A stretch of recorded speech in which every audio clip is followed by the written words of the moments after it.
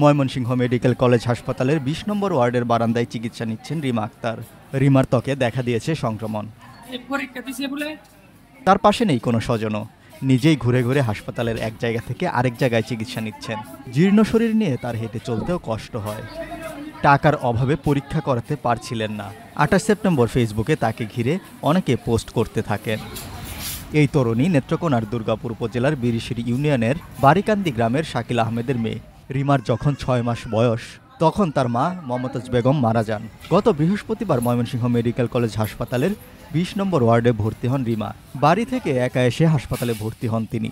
আমার গায়ে ডায়াবেটিস আছে, পেটে পাথর আছে, শরীরে এগুলো স্কিনে কি হয়েছে আমি এডি কইতে পারি না। প্রচুর চুলকায়, অনেক ব্যথা করে, এগুলা শরীর ব্যথা করে, চুলকায়, আর হাত পা দুর্বল লাগে, হাত পা বাইঙ্গে না, আমি উঠতে গেলে বইতে পারি না, বইতে গেলে উঠতে পারি না। আমার যদি আপনারা সাহায্য করে আমার একটু সুস্থ করেছিলেন, আপনারা তো আমি সুস্থ চাই, আমি ভালো হইতে চাই। চিকিৎসকেরা জানিয়েছেন এর আগেও কয়েকবার বিভিন্ন হাসপাতালে ভর্তি হয়ে চিকিৎসা নিয়েছেন রিমা। গতকাল থেকে তাকে নিয়ে ফেসবুকে নানা রকমের কথা ছড়াতে থাকলে হাসপাতাল প্রশাসন ও সমাজসেবা বিভাগ মেয়েটির প্রয়োজনীয় পরীক্ষা নিরীক্ষা ও চিকিৎসার জন্য তোড়জোড় শুরু করেন।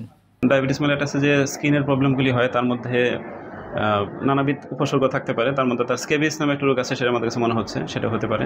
আমরা স্কিন বিভাগে কল দিয়েছি, তারাও তাদের অপিনিয়ন দিয়েছেন। সেই চিকিৎসার সাথে আমাদের চিকিৎসা সমন্বিতভাবে চলছে এবং পাশাপাশি আমরা তাকে আমাদের এন্ডোক্রাইনোলজি বিভাগেও তাকে আমরা তাদের অপিনিয়নের জন্য তাকে পাঠাবো আমাদের দায়িত্বে। এবং যেহেতু তার কোনো গার্জিয়ান কিংবা সেরকম সাপোর্ট কাউকে পাওয়া যায়নি, তো আমরা নিজেদের দায়িত্বে হাসপাতাল থেকে আমরা তার দেখভাল করা, খাবার ব্যবস্থা এবং পরীক্ষা নিরীক্ষার ব্যবস্থা আমরা এখান থেকে করতেছি। রিমার বাবা শাকিল আহমেদ ইউনিয়ন যুবদলের সদস্য। স্থানীয় ইউনিয়ন পরিষদের চেয়ারম্যান প্রার্থী হিসেবে এলাকায় আলোচনায় রয়েছেন। গ্রামে একটি মুদি দোকান করে তার সংসার চলে। রিমাকে চিকিৎসা ও দেখাশোনা করার কথা জানান বাবা ও সৎমা। সে ইদানিং এই যে গত আজকে ৪ দিন আগে বাড়িতে না বইলা, আমি নিজেও জানি না সে ময়মনসিংহে গেছে। আমি বাড়িতে বাইরে হয়েছি, ভালো তারে বাবু মাটা কইয়া বিদায় নিয়েছি। বিদায় হয়ে আমি বাড়িতে বাজারে গেছি। কতক্ষণ পরে আমি খবর পাইছি যে সে হলো ময়মনসিংহ গেছে গা। রাগ করে আবার রান্না বান্না করে লয়ে যাই না, খাওয়া দাওয়া করায় থুয়ে আবার বিকালে আসা পড়ি। পড়লে পরে কিছুদিন পরে আবার ফোন করবো গিয়ে আনতাঙ্গা যাই, সে আসে না, পরীক্ষা বাকি আছে, ডাক্তারে দেয় না।